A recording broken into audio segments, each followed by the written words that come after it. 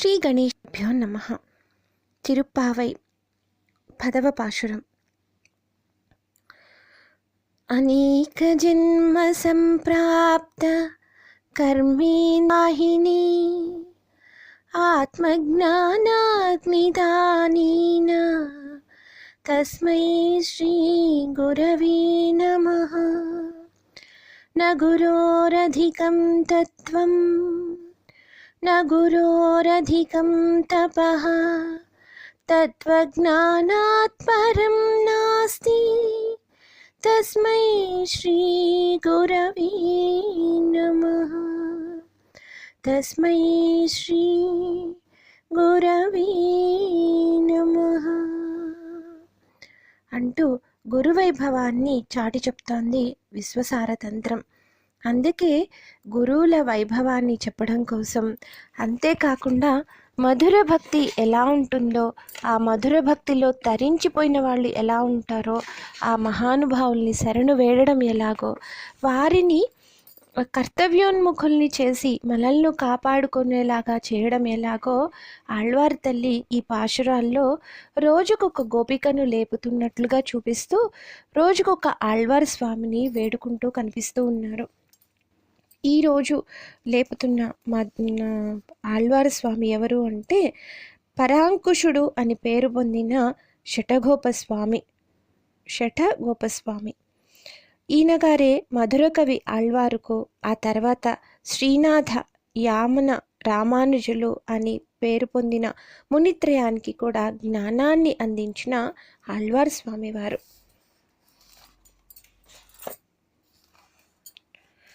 நொத்துச்சுவரக்கம் புகுகின்ற அம்மனாய் மாத்துமும் தாராலோ வாசல் திரவாதார் நாத்தத்துளாய் முடினா நம்மால் போத்தப்பறை தரும் புண்ணிய நாள் பன்னோரு நாள் கூத்தத்தின் வாய் வீழந்த கும்பகரணனும் தோத்துமுனக்கே பெருந்துயில் தான் தந்தானோ ஆத்த ஆனந்தலுடையாம் அருங்கலமே தேத்தமாய் వందు తిరవేలోరెంబావాయ్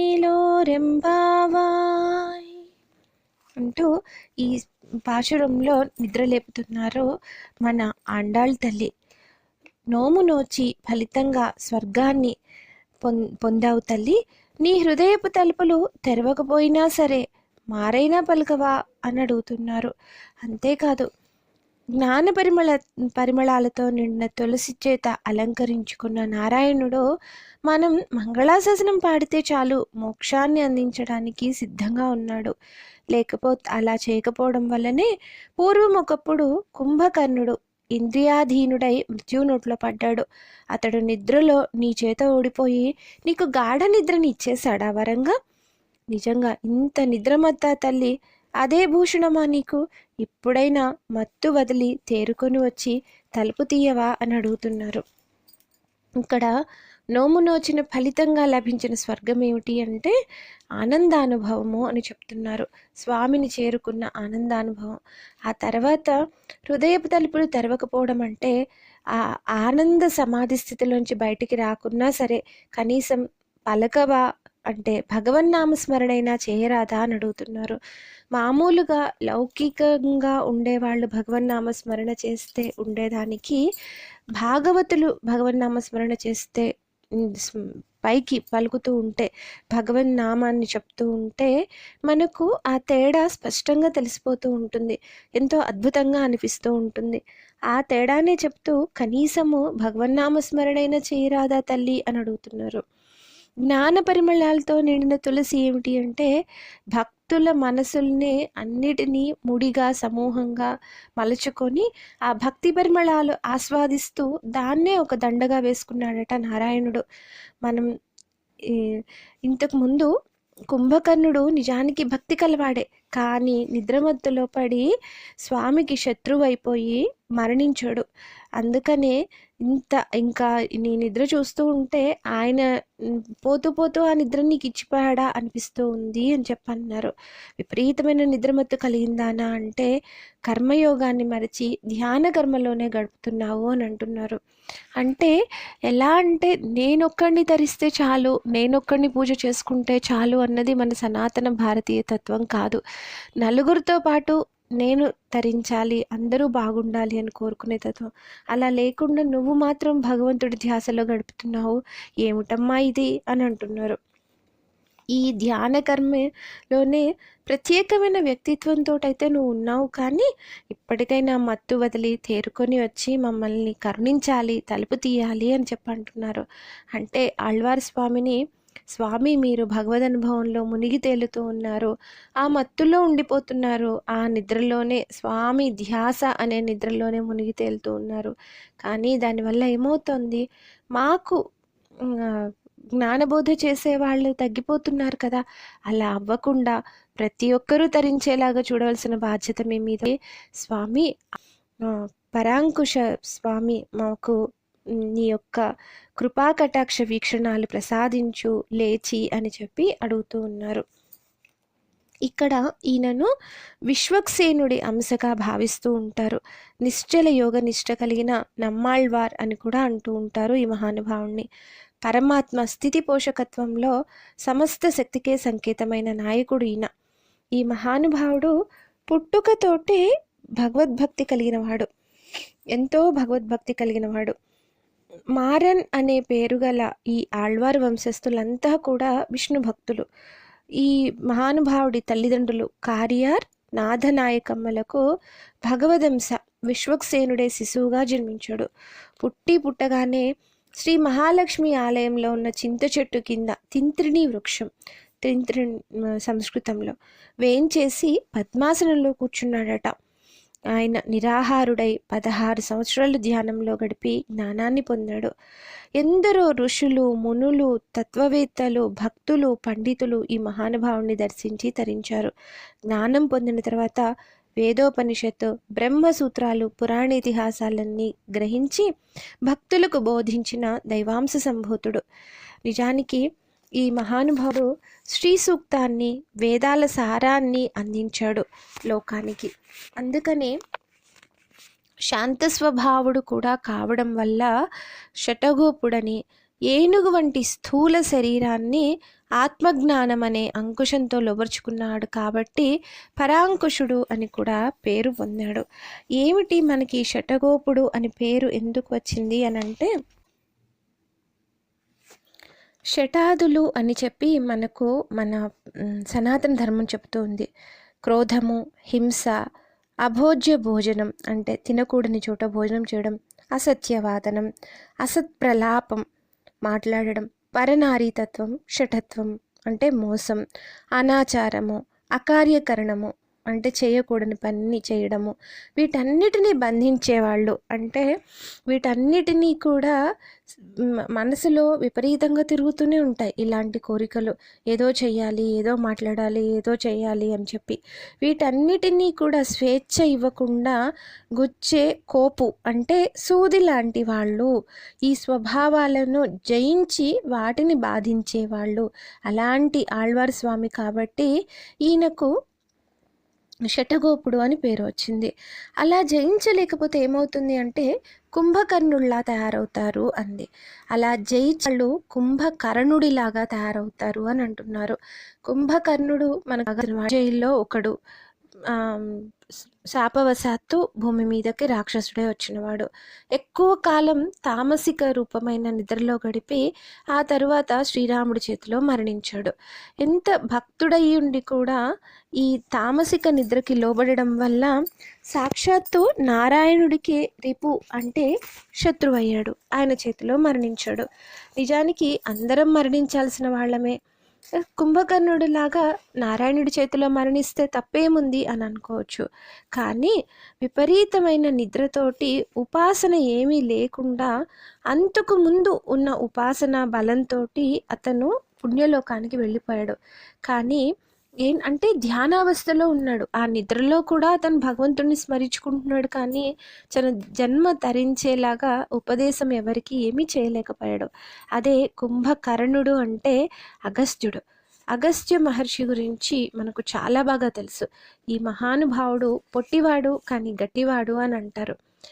ఈయన సూర్యాగమనాన్ని ఆపుతున్న వింధ్య పర్వతాన్ని, అహంకారాన్ని తగ్గించాడు.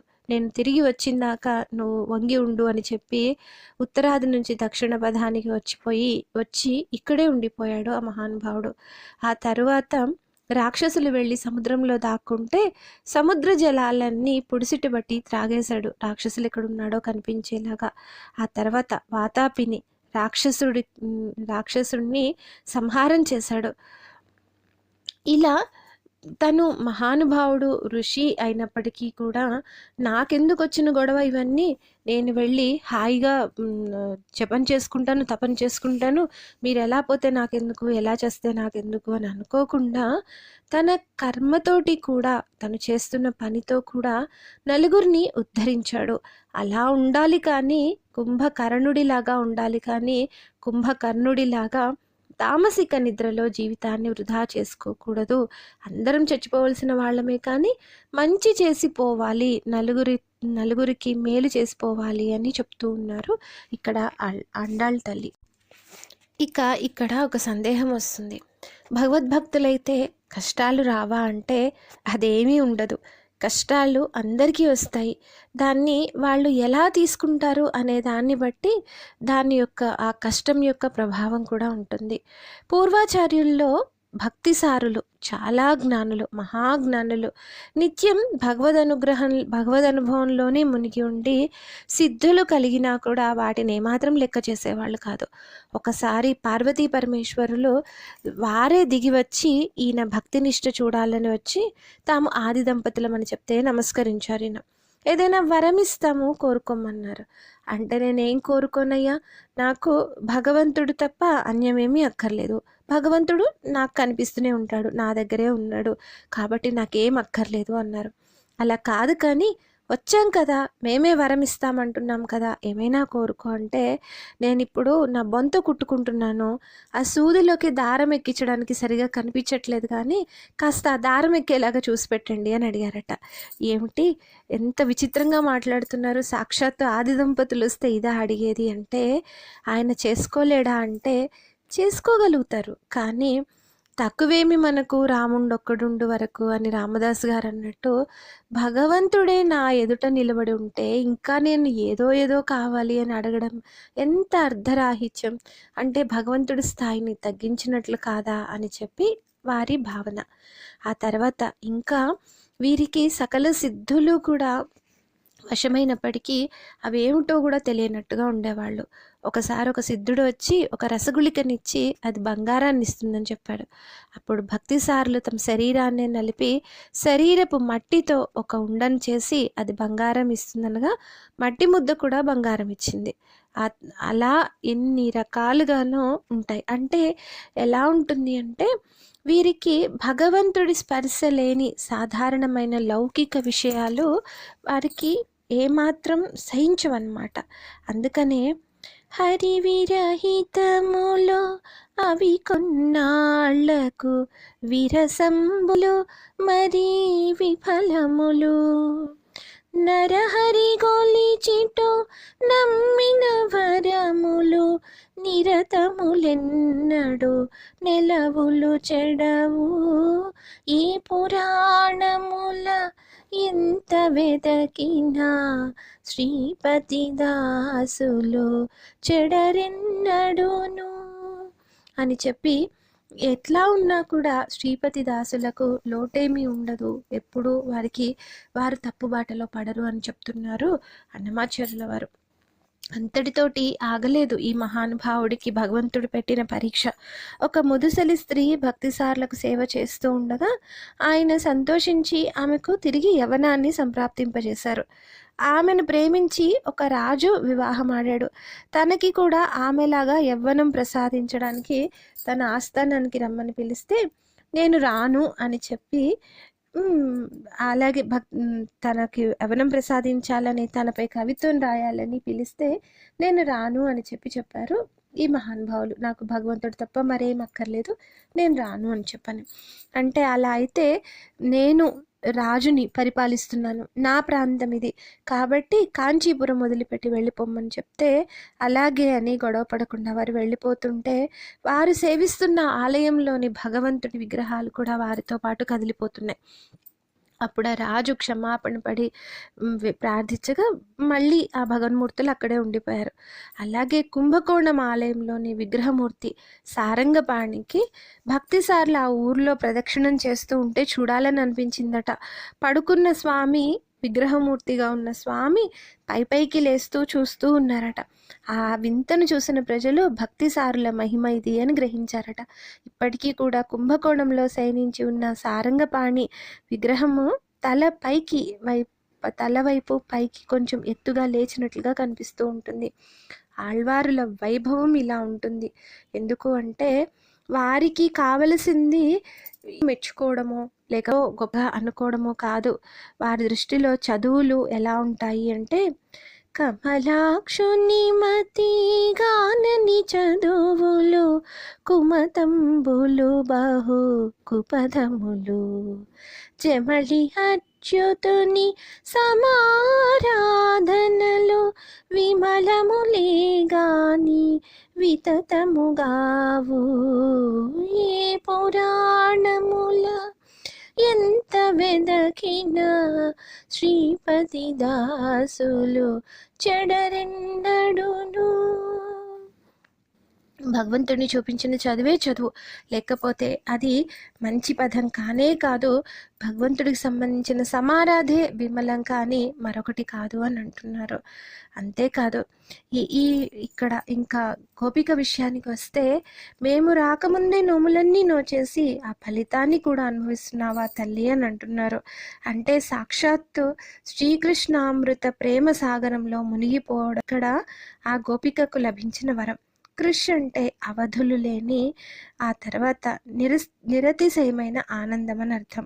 నా అంటే ఆనందం, కృష్ అంటే అవధులు లేని నిరతిశయమైన అనర్థం. నా అంటే ఆనందం. ఆ ఆనందంతో సమాధి స్థితిలో మొద్దు నిద్రలో ఉన్నావా తల్లి, ఏం అదృష్టం అమ్మా నీది. సాధారణంగా ఏమంటారంటే చనిపోయిన తర్వాత స్వర్గానికో నరకానికో పోతారంటారు. అప్పుడు ఒకవేళ స్వర్గానికి వెళ్ళారు అంటే పరమాత్ముని పొందుతామనుకుంటారు. కానీ నీకు మాత్రం ఇక్కడ కూర్చొని ఇక్కడే ఆ స్వామి దర్శనాన్ని మానసికంగా చేస్తున్నావు కదా తల్లి, ఎంత అదృష్టవంతురాలివమ్మా నువ్వు అని అంటున్నారు. ఇక్కడ ఏమిటంటే ఆళ్వారుల భక్తి ఎలా ఉంటుంది అంటే, మామూలుగా మనకు సీతమ్మ ద్రౌపదీలను ఉదాహరణగా తీసుకొని చెప్పవచ్చు. సీతమ్మ సుందరకాండలో హనుమంతుడి వాలాన్ని దగ్ధం చేసే ప్రయత్నం చేస్తున్నారు అని తెలిసినప్పుడు సీతోభవ అని చెప్పేసి తనను అగ్నిహోత్రుణ్ణి తాను వేడుకుంది. అంటే హనుమంతుడికి తోక చల్లగా ఉండాలి, కాలద్దు అని చెప్పి, ఆ వేడి తగలద్దు అని చెప్పి ఆ తల్లి వేడుకుంది. వేడుకోగానే ఆ తల్లి చెప్పిన మాట విని ఈయన శీతలత్వాన్ని పొందాడు. మంటకుండా చల్లగా అనిపిస్తుంది ఏమిటా అని చెప్పి ఆశ్చర్యపోయాడు కూడా హనుమ.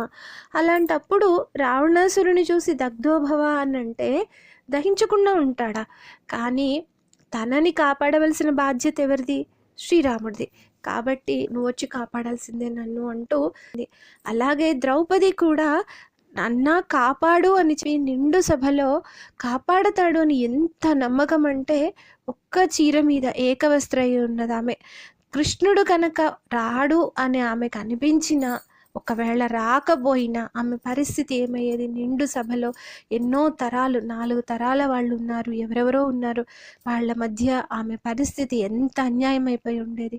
కానీ ఎలాంటి అపనమ్మకం యొక్క నీడ కూడా పడని భక్తి. అలాంటి భక్తికి స్వామి పరుగులు పెట్టుకుంటూ రాడా? అలాంటి భక్తిలో స్వామిని నీ ముంగిట కట్టేసుకున్నావు తల్లి. అందుకే పలకడం లేదు, ఉలకడం లేదు. మా కనీసం కనిపించకపోతే కనిపించకపోయావు, తలుపు తీయకపోతే తీయకపోయావు, కనీసం భగవంతుడి నామమైన నీ నోటి వెంట వినిపిస్తూ ఉంటే మా చెవులకి ఇప్పటి వరకు ఉన్న ఉపవాసం తీరుతుందిగా తల్లి. సంశ్రవే మధురవాక్యం అన్నట్లుగా మధురమైన వాక్కులు వినడం కూడా చెవులకు ఆహారం కదా. భగవద్ అనుభవం కన్నా భగవదనుభవం పొందిన వారి నుండి వెడలిన వాక్కులు జీవులకు బలాన్నిచ్చే అమృత గుళికలు కదా తల్లి. మాకు ఆ అమృత గుళికలతోటి మార్గదర్శనం చేయవా అని చెప్పి ఆ తల్లి ఆ గోపికను వేడుకుంటున్నట్టుగా, ఆ తర్వాత ఆ ఆళ్వార్ స్వామిని వేడుకుంటున్నట్లుగా పరమాద్భుతంగా ఈ 10వ పాశురం మనకు తెలుపుతూ ఉంది.